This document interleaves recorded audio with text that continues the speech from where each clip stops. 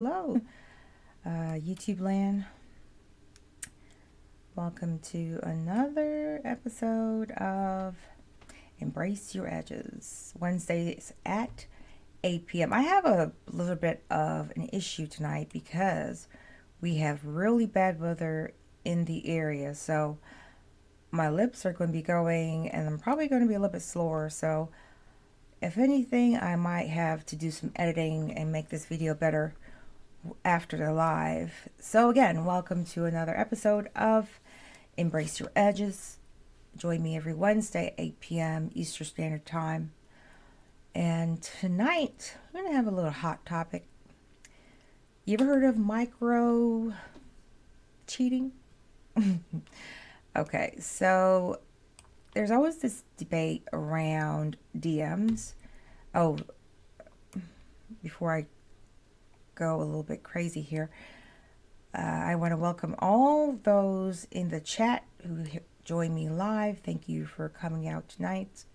Collect with Love is in there, so make sure you say hello to her. And of course, we still have that opportunity to win the book by Peggy Unlock, Survive Then Thrive. And so listen carefully tonight, and I'm going to ask a question at the end of the show. And if you get it, then you will, if you get it, then you will, win the book, and we'll figure out a way to get it to you. So let's get on with this hot topic.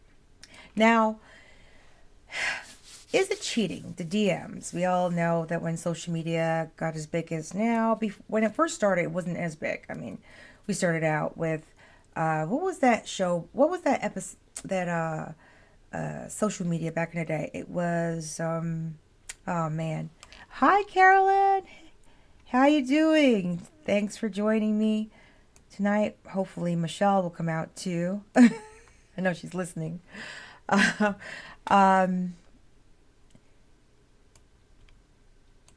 Yeah, MySpace. That's right, MySpace. MySpace was the first one out there, and then you had Black Planet, and you had all those other little buzzers, and then of course Plenty of Fish came along and made those DMs really prominent. But so is when you open your DMs and you see a flirt or a photo, seeing it is one thing, but when you start to engage, micro cheating is what they call it. Is it really cheating, or is it just having fun? Is it innocent flirt? What is it? So when does text count as cheating? So when you're in a relationship, you probably noticed that the texting patterns of your partner of a daily basis. And if you're not with your partner, having them not being able to respond to things that you're doing, I am really lagging. And I can't really do anything about it because we have a storm in the area. If your partner has started texting much more often than usual, or they're texting one person, I'm getting texts right now as I'm talking to you. If they're texting one person in particular, it might feel a little bit suspicious to you. So we answer the question about texting in a relationship so you can decide whether your partner is taking it a little bit too far. So is texting another person considered cheating? Maybe you could put that up as a poll, Collect with Love. Is texting another person on social media considered cheating? Is liking a particular photo or a particular person's photos all the time, is that considered cheating? And people say that's the entryway to cheating, and some people meet online, send those DMs, and eventually it gets to a point where they actually meet in person. So it can be, especially if it turns into an emotional relationship, which is much more damaging. So texting a friend, a co-worker a few times throughout the day is probably fine, but it means that the relationship is friendly and strictly platonic. But texting can turn into a problem if it's almost all day, and your partner starts to really emotionally text the other person more than even you. For instance, if you see a text message like, "You're the only one who understands me," that where you look so hot today, or "I love you," that's when you know it's crossing the line. Or you might see your partner sex texting someone, sending a pic, or having a conversation. I'm just gonna send out a little bit of a reminder here.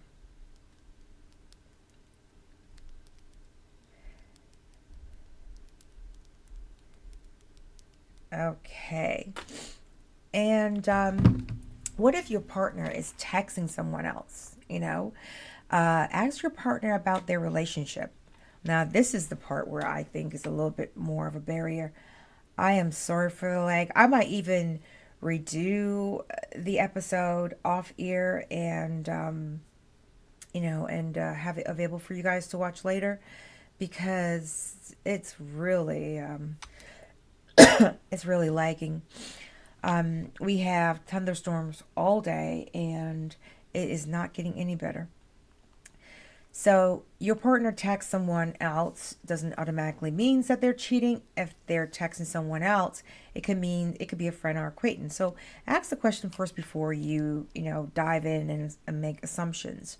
If your partner acts shady, or you know doesn't want you to see their conversations, that's when you might have a problem. So keep in mind that everyone deserves the right to privacy, and you shouldn't expect access to your partner's phone 100% of the time. However, when you ask to see their conversation, just put your mind at ease. They might not have or shouldn't have a problem showing you that conversation. Now, there was a poll that WikiHow put up, and they asked 294 readers what they thought about having access to the partner's phone. Only 5% felt that they didn't need to check their partner's phone because they trust them, and that's where trust comes in. So while you may not be, a great strategy according to our readers, try to ask your partner about texting in the DMs. Now, so can texting ruin the relationship? It can, but it doesn't have to. Unfortunately, texting makes it much easier to cheat on your partner. Instead of sneaking out late at night, you can just slide into those DMs on Instagram. I get quite an interesting set of messages on Instagram. I don't really, okay. Colette with Love checks my Instagram most of the time. I'm horrible with social media. So I do go on there and drop some stuff for, when it comes for avocation or stuff like that in regards to domestic violence or trafficking. But when it comes to everyday stuff, I really don't go into my DMs. But when I do, I see some interesting messages, and those are inappropriate. I normally delete. I'm not even going to really give it much thought. But then sometimes I get a surprise, and it's a person I haven't seen in years, and it's pretty interesting and cool. But unfortunately, texting makes it easy to cheat with your partner, as I said. Instead of sneaking out late, or even at work, you can just simply send a message over the phone at the comfort of your home. And texting isn't bad, but certainly it opens that door to infidelity.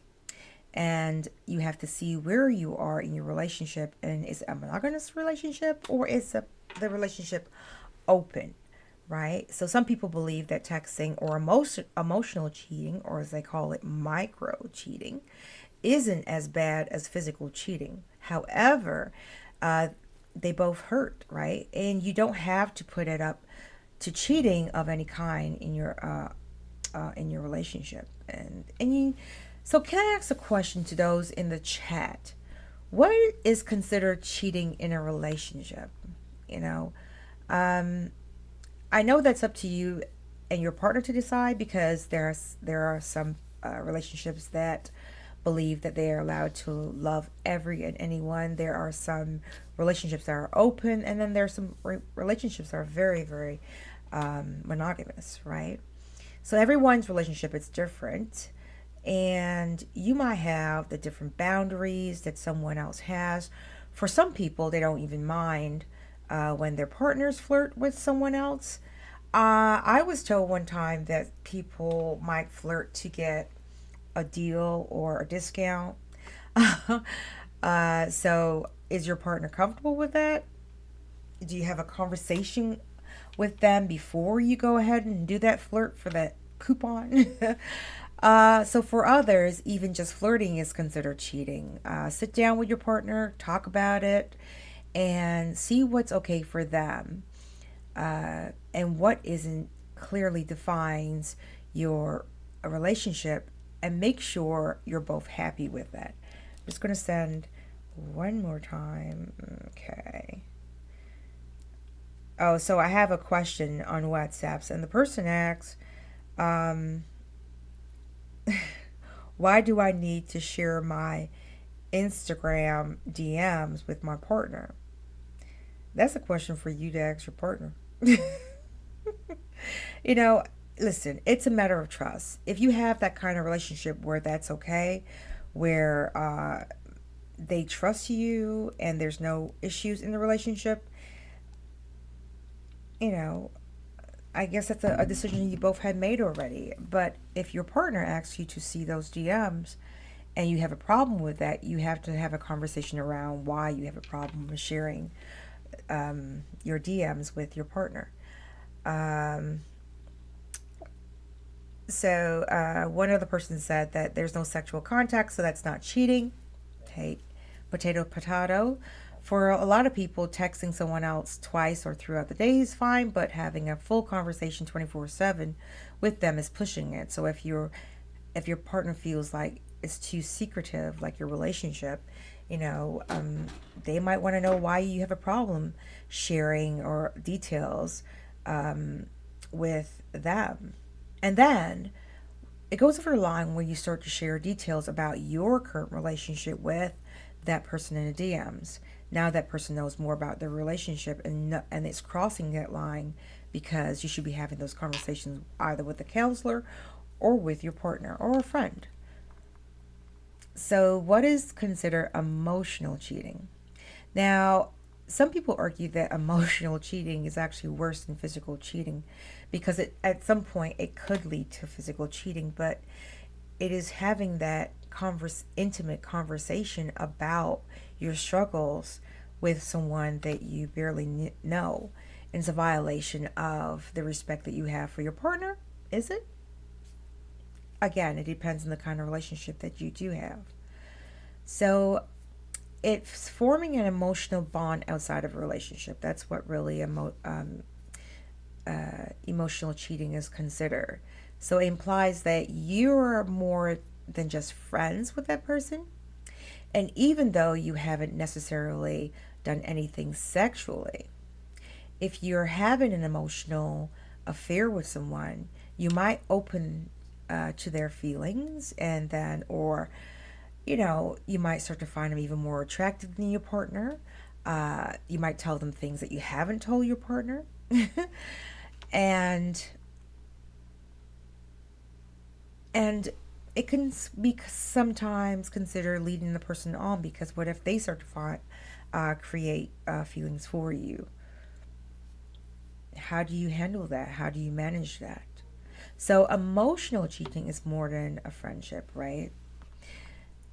So what are some signs that you can look for that your partner is cheating? Um, hmm. Oh, I got another one. Okay.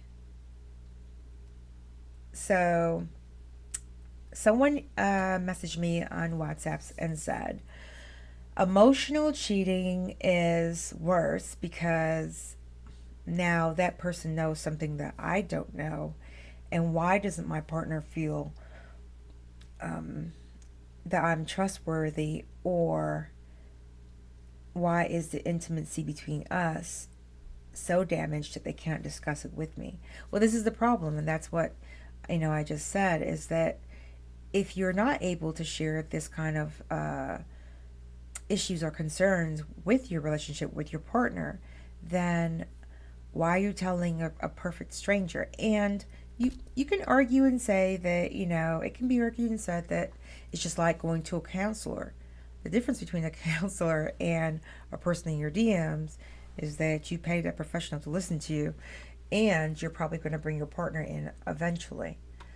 Not only that, they're professionals and they know exactly, how to manage that kind of conversation, whereas they could be some kind of intimacy that is grown, such as developed between you and that person in the DMs.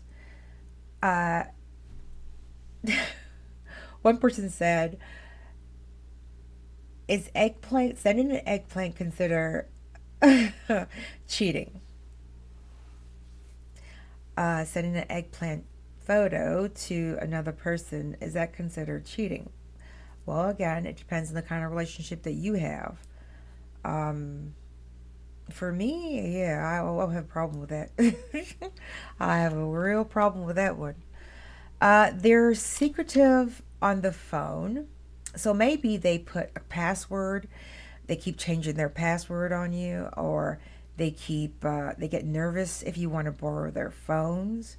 If your partner is suddenly super protective over their device, like they don't want to leave it going to the restroom, they grab that phone to head over to the restroom. Even if they're going downstairs, they grab the phone and run and go down the stairs with it.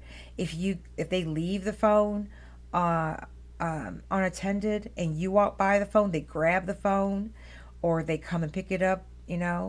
Um, you might start to question, like, why don't you want me to? Why is having your phone unguarded an issue, right? Um, yep. So one of my peoples on WhatsApp said if he goes to the restroom and spends a long period of time in there with his phone and he's on Instagram, you might want to ask him, what is he looking at? If he locks the door, you might get worried. You should be worried.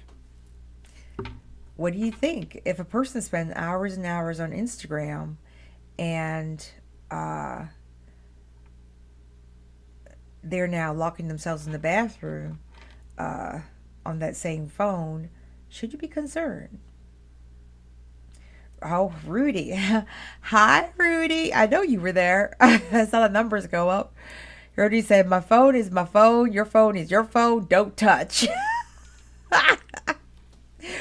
Oh, I love him. But Rudy, let me ask you a question. If you were in a committed relationship and you asked your mate to borrow her phone, and she has a problem with it, and your phone died, and you had to make a really important phone call, and you said to her, "Can I use your phone?" And she's like, "Give me a minute." And she starts deleting stuff, or she doesn't want to give you your phone. Would you be suspicious that something else is going on? How would you feel about that? Answer that question. Um, so a big red flag is if they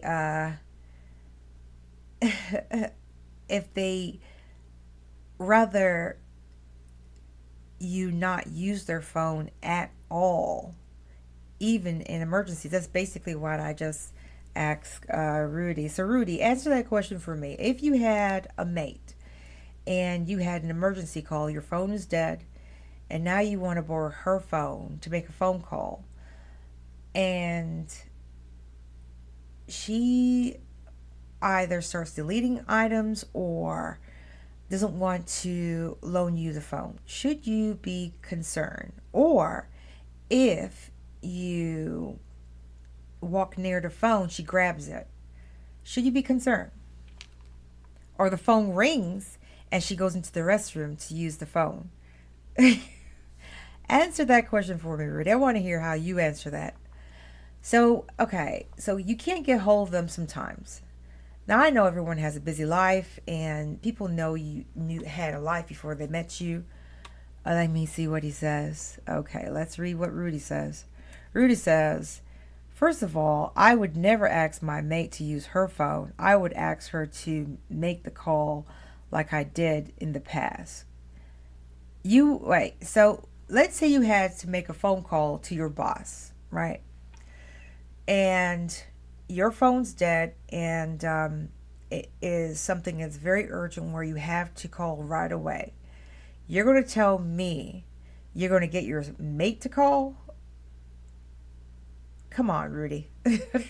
Don't try to be right. Let's try. Because I feel like you try to be right. Because you just don't want to give nobody your phone. So you can't get a hold of them sometimes.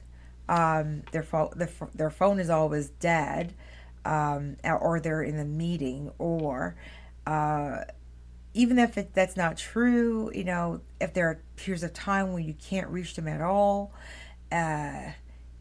you might find that they might be doing something shady. You might start to get suspicious, especially if that happens often, at least on a particular time of the week. I had one person said to me one time that every Friday at 3, she found it hard to get a hold of her husband. And it was from 3 o'clock until 7 p.m. She could never get a hold of him.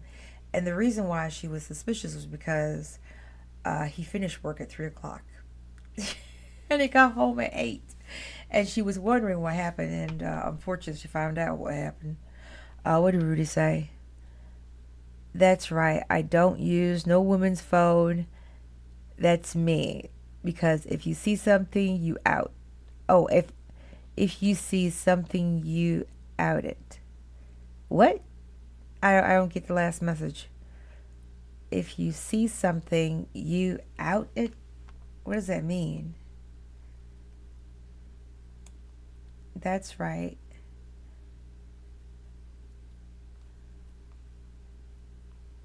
I don't know whether you own it. Oh, because if you see something, you own it. So what do you try to say? That if you borrow your woman's phone and you saw something on there that wasn't appropriate, uh, what would you do? Like, would you talk to her about it, or would you just leave it alone?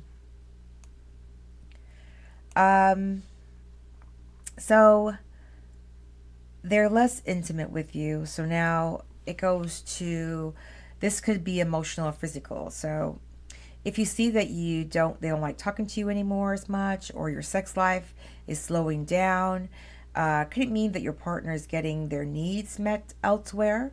While it isn't always 100% true, it's a red flag. It could be argued. It could be that a person is going through an emotional or mental health issue. Depression is also often makes people close or want, or don't want to have sex too much. So if you notice a sign, make sure that you check with your partner first before you make an assumption.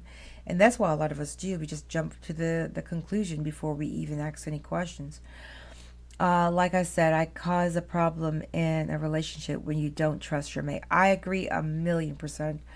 And this is the part for me, and this is where the whole micro cheating thing is a fine line for me.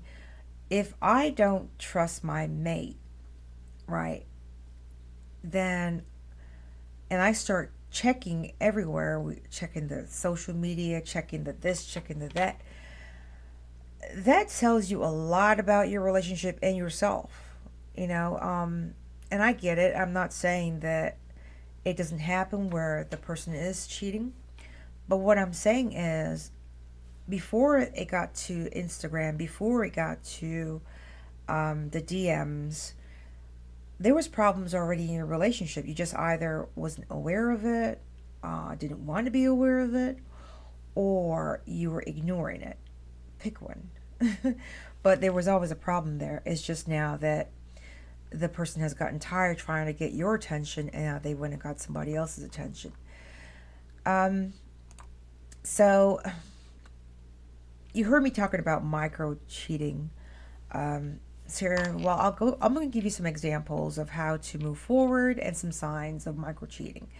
And so, the on choosing therapy, they said that micro cheating refers to the act of seamlessly inappropriate behavior that occurs outside of one devoted relationship, often done unintentionally. So many people are not considered that their behavior is infidelity since there's no sex involved, but micro cheating can breach a couple's spoken or unspoken norms, trust, and boundaries in other ways. So, although micro cheating doesn't always result in full blown affair, it can lead to relationship problems down the road. So, micro cheating, let's examine micro cheating versus cheating. So, while infidelity means different things to different people, relationship experts have said that they agree it could be referred to any behavior that is kept secret from the other partner. So if you feel that there's betrayal or lack of commitment in the relationship, or while micro cheating and physical affair share a commonality, micro cheating is often a lack of sexual or physical component. Um, oh, so I have one person on WhatsApp says, micro, macro, it doesn't matter. Cheating is cheating. I hate that people try to categorize cheating when there is so much dishonesty in the relationship. Understood. But I'm still going to compare it. um, oh, let me see what we hear. So Rudy says, it doesn't mean that they are cheating. My phone is full of them. Your phone is full of what? Of DMs? Oh, Rudy, okay. Rudy got a lot of DMs. Okay. um, so I want to see what he's going to put next. Um, it's not easy. It's not really easy to define micro cheating because, again, it has to do with how the relationship you have set up, as well as the kind of communication and the kind of boundaries that you and your partner have set. So, micro cheating versus emotional cheating, that's a little bit different because emotional cheating, as we said before, is when a person engages in non-sexual intimacy in a relationship and they cross that boundary where they start telling and sharing information about their partner with another person, and it's normally comes across as a crush or a wink. And that wink leads to something else. But when you go from the DMs to physically meeting in person, that's where that micro cheating becomes more macro.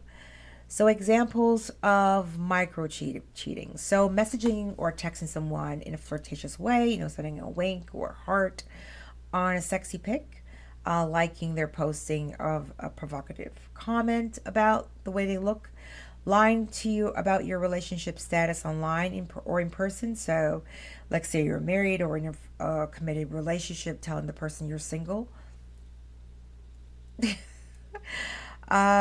Keeping dating profile to see if you get a match or someone better than your main person. Rudy, do you do that? Do you have a dating profile, Rudy? Okay, give your phone number to a person that you know is attracted to you. That's another one. That's a biggie. Going the extra lengths to look attractive so you can impress your crush at work. A lot of people are guilty of that one. Why you just give that look? Why just give that look? What look? This one? Let's see. A lot of people do have that person at work that they're attracted to, and it doesn't have to be a sexual attraction. It's more of that, they have that workmate Yeah, that look. That they have that workmate that they find, I don't know, they make them feel good about themselves or a little bit more, quote unquote, special. And so you find yourself starting to dress a little bit extra nice and doing your hair a certain way to gain those compliments. How far is too far? I'm giving that look because I'm talking to you, Rudy. um, okay. How about uh, being obsessive, like obsessively cyber stalking a crush or an ex? Has anyone in the chat done that? Have you like looked to see what your ex is doing and really involved in their everyday Instagram or Facebook pages?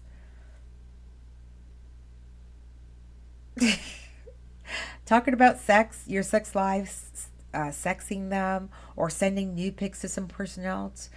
Uh, you know, frequently communicating with someone you flirt with all the time. So removing your wedding or engagement ring, that's a man, forget about the wedding ring, the engagement ring. Oh, you already got problems. Flirting with other people in front of your mate, joining your boss for a happy hour between your partner's break, behind your partner's back. Uh, what did he say? Let's see what he says. I don't have a problem with my mate going through my phone or my social media posts. That's the thing. Let me tell you, this is how I see relationships. Before you got into the relationship, you were a whole person. And yes, when you get into the relationship, there's certain things that you shouldn't do. But you also have to respect the person's privacy and boundaries. But on the same side is if my mate wanted to see my social media or wanted to see my phone, he can have it. He can see it. He can have it. He can look all through it. I don't matter because I don't do anything. And there's nothing to hide. So I don't mind sharing it. But I know my phone is still my phone and my personal stuff is still my personal stuff. But at the end of the day, I have no problem sharing my phone.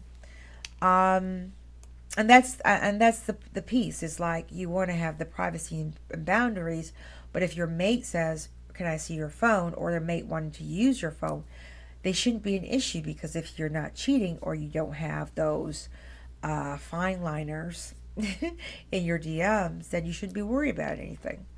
Trust. Um, Keeping regular communication with an old flame. Now that one is sticky for me because what if the old flame is a friend and has grown into a friendship? Um, or you were friends before you became partners, and then after the relationship ended, or you both decide to end the relationship, um, now you have created a friendship. Should you introduce your mate to that person just so that they're comfortable with your relationship, or that's your relationship? What do you think?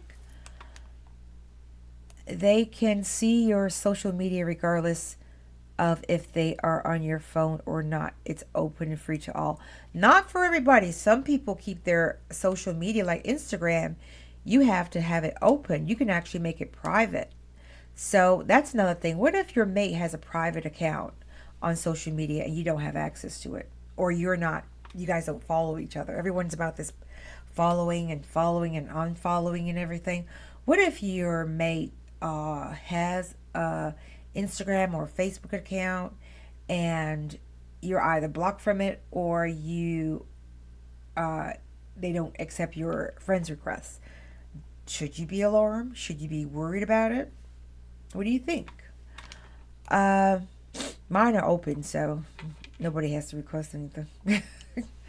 Let's see here. Hugging, kissing, or engaging in other physical contacts with someone that other than your partner. Is that cheating?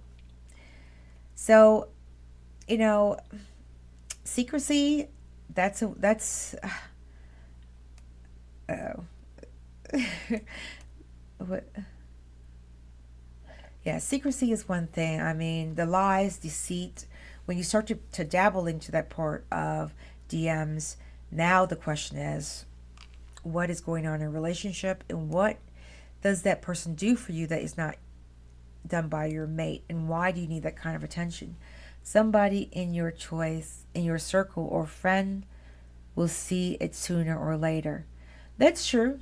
Uh, yeah, that gets people in trouble all the time, because what you don't realize is that whether or not you have, and this is the part with social media, and that's why I don't really get involved in it too much, is that whether you have a closed account or not, uh, especially now that Facebook and Instagram are in collaboration with each other. So even if you don't, if you have a closed account and your mate and you share a friend or whatever, they can still see your stuff. They can still have access, even though you think you closed it out. I had a situation where I had someone DM me on Facebook, and I automatically blocked them because I knew that they didn't have a Facebook um, or Messenger. And then when I spoke to the person, they said, "Oh, I sent that from Instagram." And I was like, "How you sent it from Instagram and you were in my Messenger?" So that's another thing. There is a crossover. So again, because you think that you can't be seen doesn't mean that you can't be seen, right? And there's so many ways of finding out things these days. The internet is not as secure as everybody think it is now. um, and Google have this way of giving you suggestions. I had this one person who said, "Oh, I don't follow you, and I don't know anything, and I'm very private. You can't even find my my social media uh, account or anything like that. You would have to know this and that." And then one day I was just posting on, for the show on Facebook, and lo and behold, there's their account as a suggestion. Uh, I didn't. I just left it. I didn't even say anything. I just left it because if you don't want me to follow you, which is fine, I don't get into that whole follow on follow thing. That's totally your right. That's how I see it. But again, it does cause problems in some relationships. Now, inattention. So someone who is micro cheating can often seem distracted, like you're having a conversation with them, and they keep texting someone else, and or you're on the phone with them having a conversation, and you're saying something to them, and they cannot track your conversation, and then become upset with you, and you're like, "Did you hear what I said?" Have you ever had those kind of situations happen to you, Rudy? Okay, they preoccupy, or they like their mind, or their mind is somewhere else. It can be normal for people to be distracted once in a while, but every time they talk to you, you know, uh, they become very busy, or a red flag is when the level of intimacy of commitment in the relationship changes dramatically and suddenly. But again, for me, I mean, I get it, but at the same time, I think there were signs before it got to that level. Um, Examples of an inattentive partner, like they constantly on the phone devices, frequently looking at themselves per se, but they're not looking at themselves, they're actually looking at someone else. They seem out of it during the date night. They don't want to be really on a date with you or do any kind of couple activities. They're always making excuses about that, or don't want to really go out. They appear indifferent or mentally checked out. Um, and they become emotionally, mentally, physically distant and neglect the main part of your relationship. But again, also check into with your partner. Some people do have mental health issues, and you don't want to be accusing a person of cheating when they're having some kind of mental health issue that you need to be aware of and be that support system that they need. Now, crossing relationship boundaries. That's the part that I, you know, I try my best to make sure that I advocate for my partner, and I let people know that, you know, compliments are fine. You can say a compliment. I'll say thank you or whatever. But I will. That's about it for me. Okay. So crossing the line. Um, Let me ask the those in chat. If you saw a sexy pic on Instagram and you like it by giving a heart, is that flirtation? What do you think? And let's say you go through their entire Instagram. I've had this happen. Go through their entire Instagram page and like every single darn picture. Is that cheating? Or is that flirtation? Okay. Um, so let's say they start communicating with an ex and they start discussing your relationship with their ex. Rudy says, "No, it's not. Most people do that every day." Yeah. What? Most people go through a person's page and like every photo that's in their Instagram? No, thank you. I find it a little strange. Don't you find it a little strange? Like every single photo on the Instagram, you like every single photo. Something wrong? You got a lot of time in your hand. Um, so when does it make you uncomfortable? So now, Rudy, have you ever had a female follow you and you start to get a little bit uncomfortable because they're crossing the line where now they're sending you topless pics, not every single photo. Yeah, exactly. Um, Now they're sending topless pics. Have you ever gotten a topless pic or a sexy pic in the DMs? And what did you do with that photo? Did you keep it? Did you delete it? Did you respond? And did you tell your mate?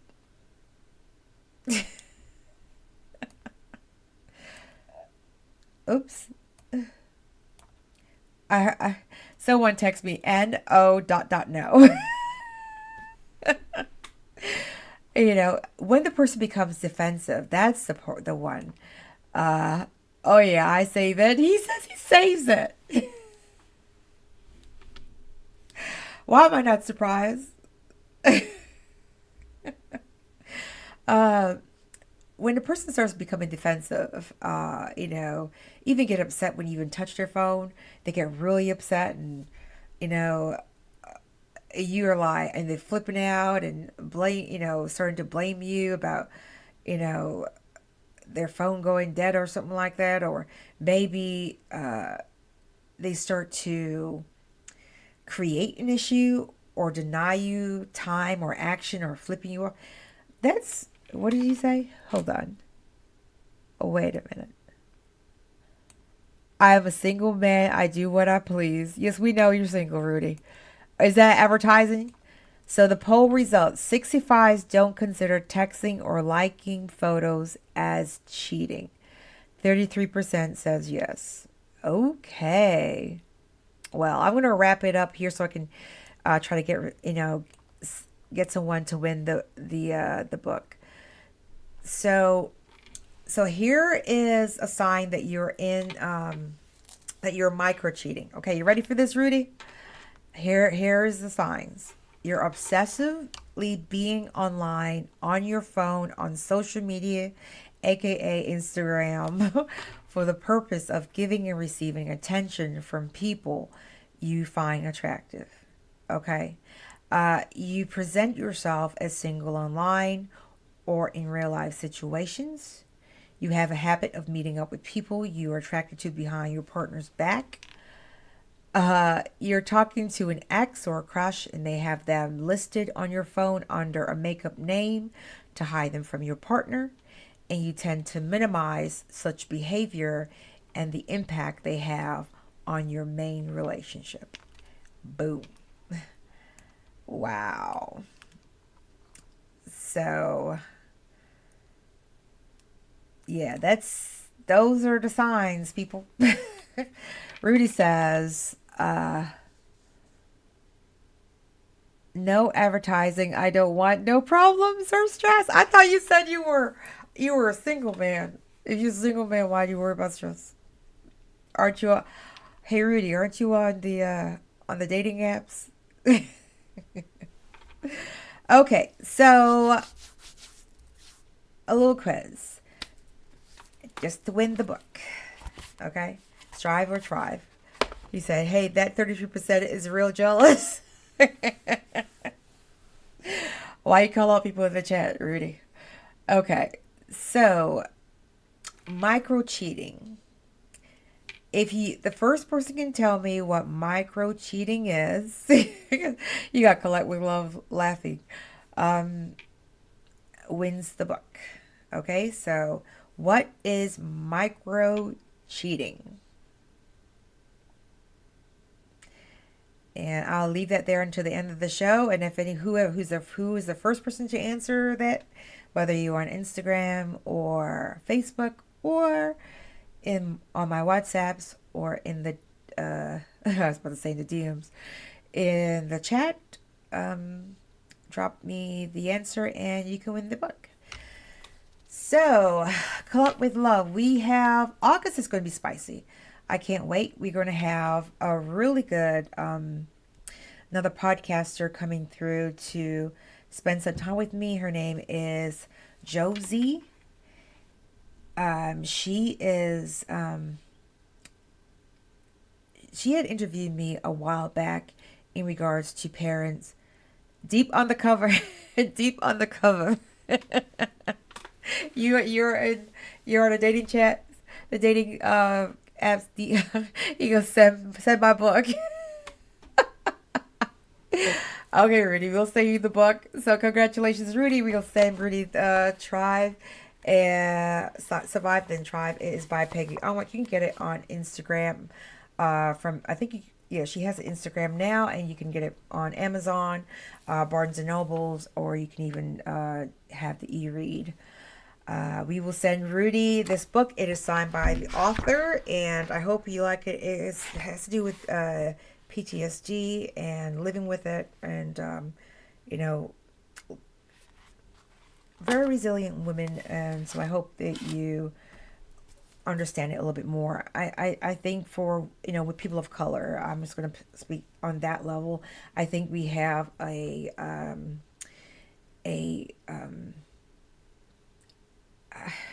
I want to say is an ancestral post-traumatic disorder, in that stress disorder, in that from slavery all the way up, having to deal with the capitalism and different aspects of society and how that has had people of color do have this culturally passed on and generationally passed on in the, and so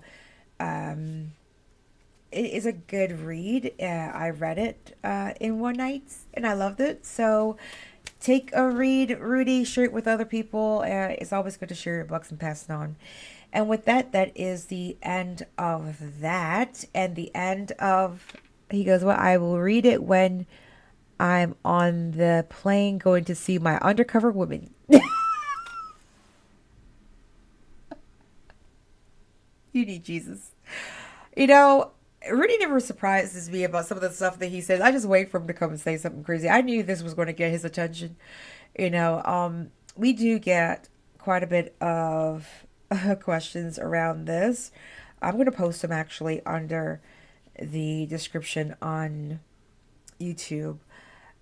This whole DM, has been it has created, it has destroyed a lot of relationships, and that's why I never really get too much embedded in social media. I try not to, because I rather have a conversation one-on-one with my partner, and if I don't trust you, DMs or M&Ms, that doesn't matter. That's too late for me. I think that in a relationship, you should be able to see a pattern, or